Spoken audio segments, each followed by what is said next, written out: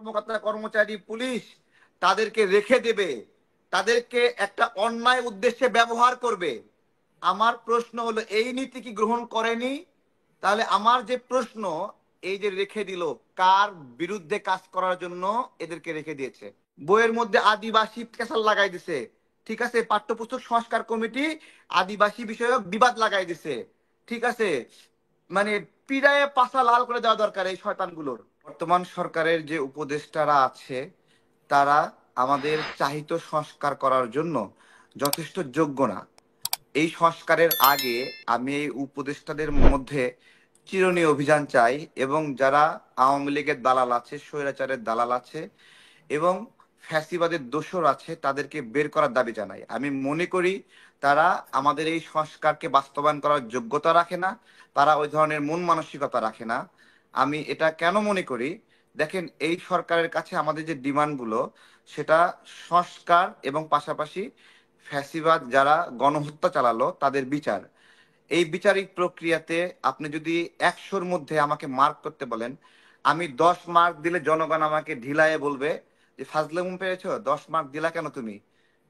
100-র মধ্যে বিচার প্রক্রিয়া কতটুকু এগোয়েছে, যদি 100-র মধ্যে মার্ক দিতে বলেন, আমি 10 মার্ক দিতেও আমার হলো ইচ্ছা করছে না, যে 10ও আমি দেব না। 10 কেন, 1 দিলেও মানুষ বলবে যে 1 কেন দিয়েছো, কোন কাজের ভিত্তিতে দিয়েছো?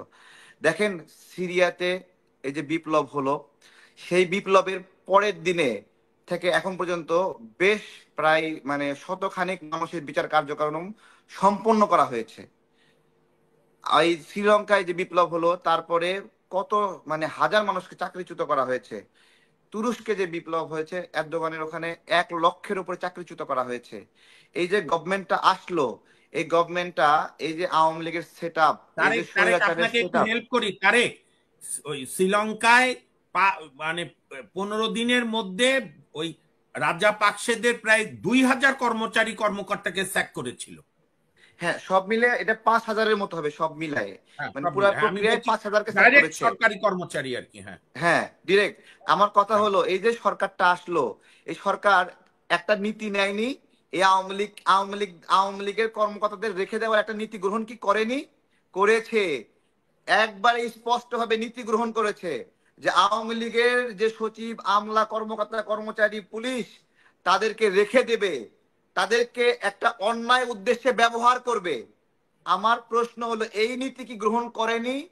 তাহলে আমার যে প্রশ্ন, এই যে রেখে দিল, কার বিরুদ্ধে কাজ করার জন্য এদেরকে রেখে দিয়েছে? কার বিরুদ্ধে?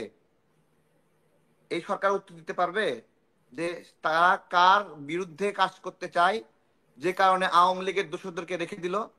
কি কি উদ্দেশ্য এখান থেকে পেতে চায়, কি কি অ্যাচিভ করতে তা চায়? আপনি বলেন কার উদ্দেশ্যে রেখে দিয়েছে, কেন রেখে হ্যাঁ, দিয়েছে? কার উদ্দেশ্যে? আমার বিরুদ্ধে কার্যক্রম করার জন্য রেখে দিয়েছে এই সরকার।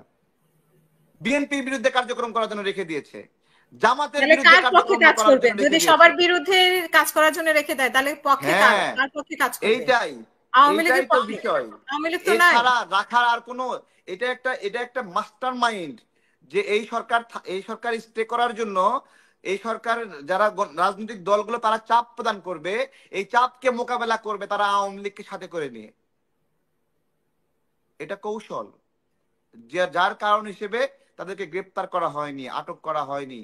এবং আমরা বিভিন্ন দপ্তরে গেলে উম, বুঝতে পারছি ইন্টারাপ্ট করছে আমাদেরকে, আমাদেরকে বাধাগ্রস্ত করছে বিভিন্ন বিষয়ে। সংস্কারের বিষয়ে কিসের সংস্কার করবে? যে আমি কেন বিশ্বাস করব যে এই এই এই যে বিধান রঞ্জন রায় যে সংস্কার করবে?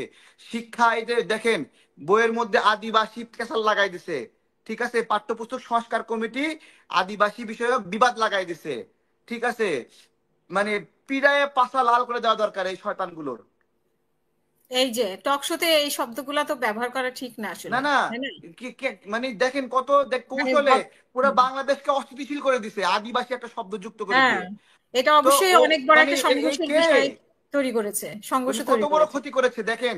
ও হুম। ও কিন্তু ওই যে রাখালরা কৌশলে কিন্তু বিষ প্রক্রিয়া ঢুকে দিয়েছে। রাখালরাও হ্যাঁ, আসলে কোন পক্ষ নিয়ে কাজ করছে আমরা সেটাও তো রাখাল রাহার নাম রাখাল রাহা কেন? ও রাখাল রাহা হলো কবে থেকে? ওর নাম তো সাজ্জাদ। ও সাজ্জাদ থেকে হিন্দু হলো কিভাবে? হুম। কেউ প্রশ্ন করেছেন? এগুলো হলো স্লিপিং এজেন্ট হিসেবে দীর্ঘদিন আন্দোলন সংগ্রামে মিশেছিল, তারপরে সঠিক সময়ে এই ক্ষতিগুলো করছে। এই যে আদিবাসী কেন্দ্রিক যে ঝামেলা, বড় একটা বিবাদ হওয়ার সুযোগ ছিল।